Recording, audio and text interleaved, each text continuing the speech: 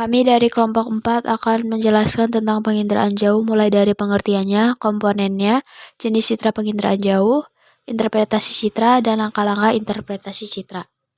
Ada beberapa tokoh yang mengemukakan definisinya tentang penginderaan jauh.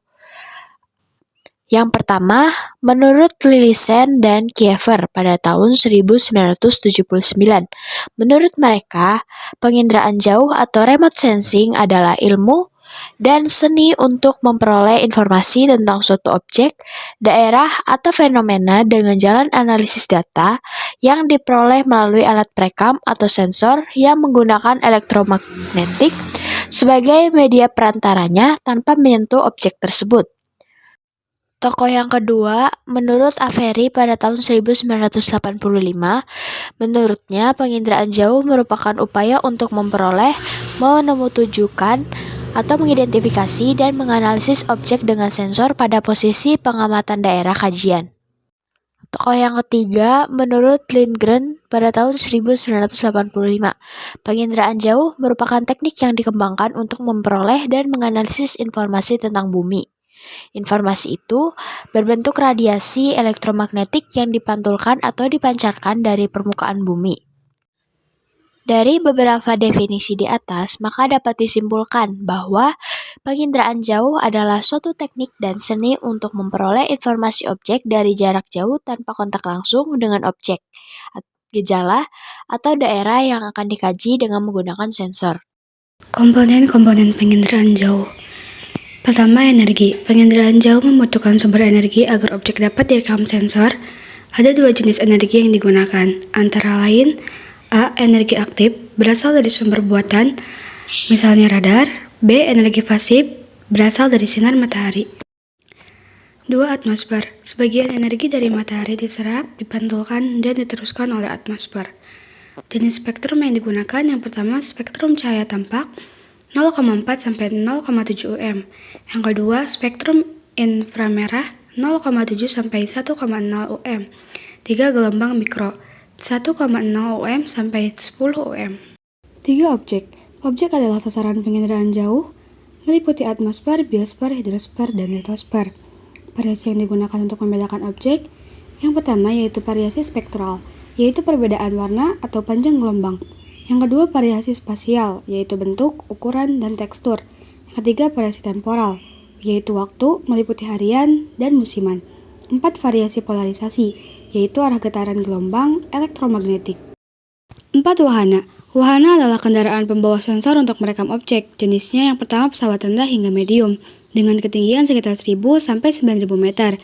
Citra yang dihasilkan adalah citra foto udara. Kedua, pesawat tinggi dengan ketinggian 18.000 meter. Citra yang dihasilkan ialah citra foto udara atau multispektral. 3. Satelit dengan ketinggian 400-900 km. Citra yang dihasilkan adalah citra satelit. 5. Sensor. Sensor yaitu alat untuk mendeteksi, melacak, dan merekam objek dengan gelombang elektromagnetik. Jenis kemampuan sensor yang pertama, resolusi spasial, yaitu membedakan objek kecil.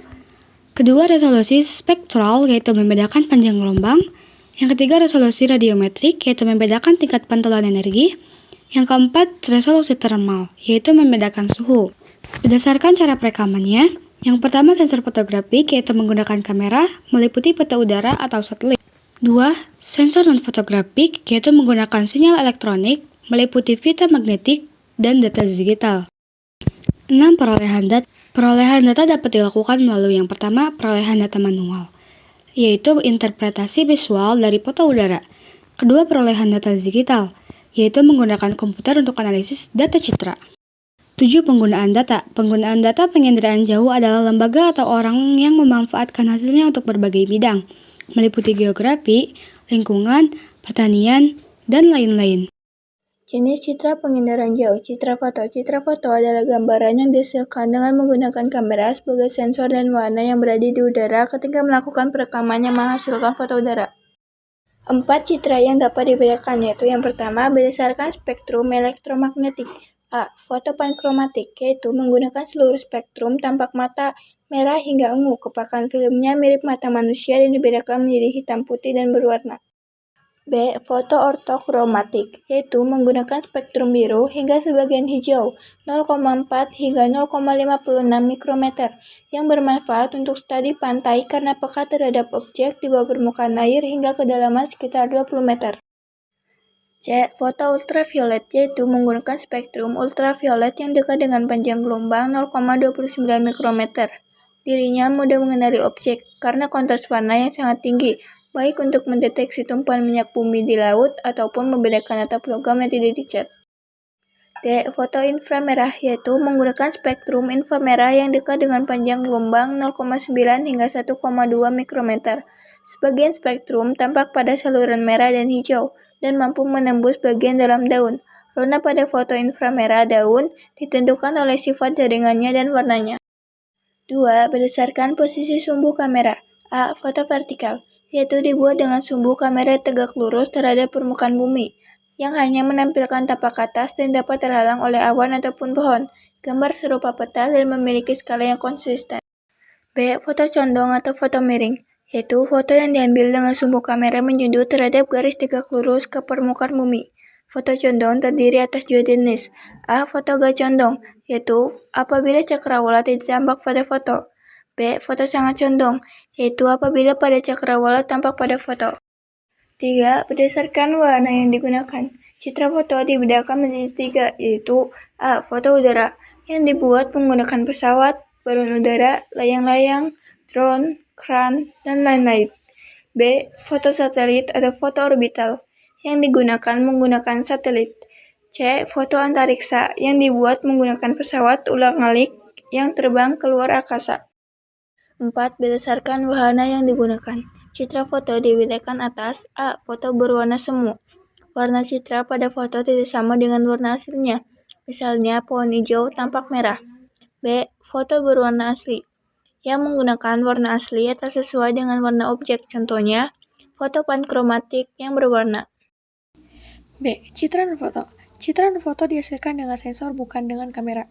Citra dan foto dapat dibedakan berdasarkan spektrum elektromagnetik, sumber sensor, dan wahana yang digunakan. 1. Berdasarkan spektrum elektromagnetik yang digunakan.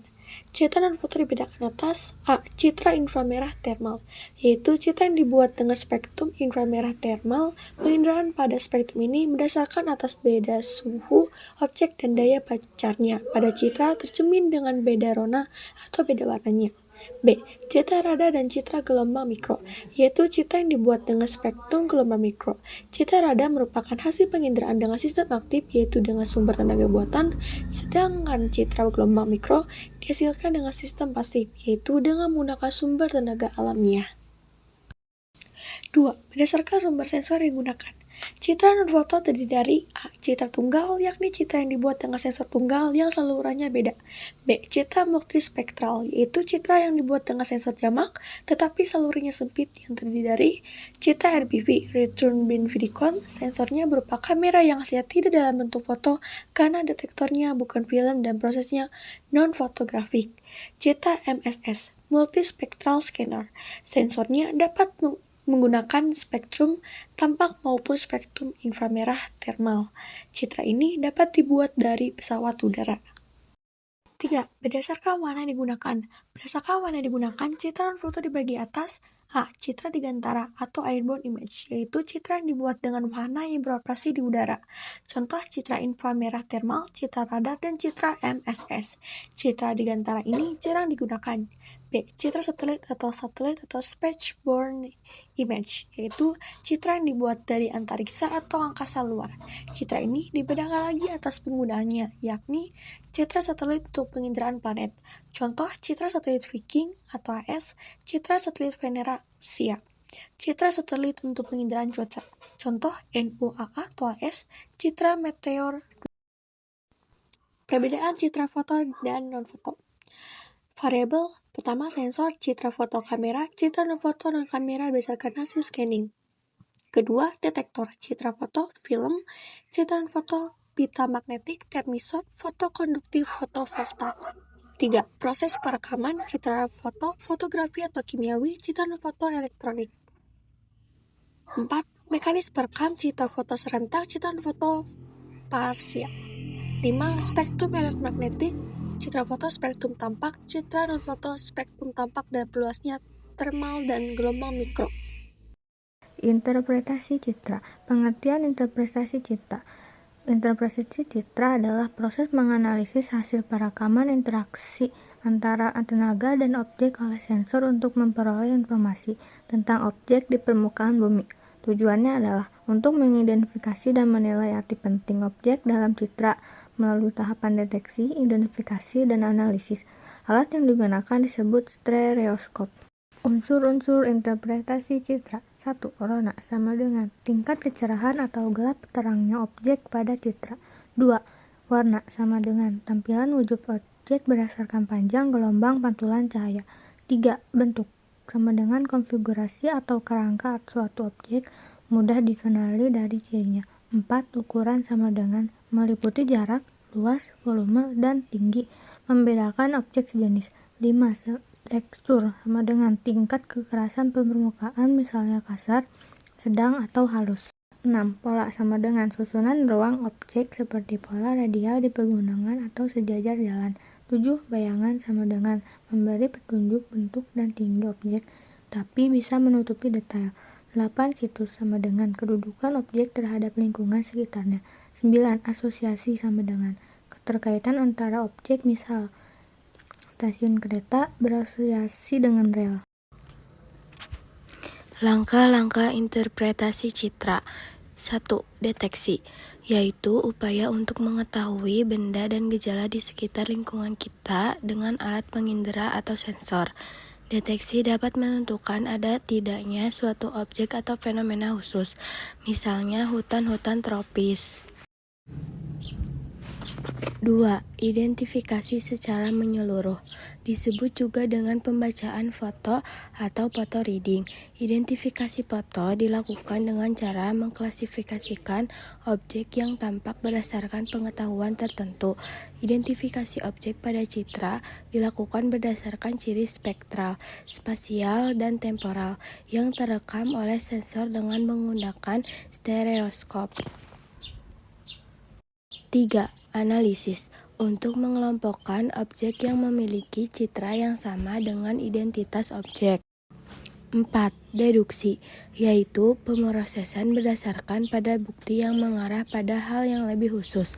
Pada tahap deduksi ini, kesimpulan dan hipotesis dapat diambil. Kesimpulan dari materi yang telah disampaikan adalah penginderaan jauh adalah cara memperoleh informasi tentang permukaan bumi tanpa kontak langsung menggunakan sensor pada wahana seperti pesawat atau satelit. Sistem ini melibatkan energi, atmosfer, objek, wahana, sensor, dan penggunaan data. Jenis fotonya bisa vertikal tegak atau condong miring. Hasil citra diinterpretasi melalui deteksi, identifikasi, analisis, dan deduksi untuk mengenali objek berdasarkan ciri seperti warna, bentuk, ukuran, dan pola.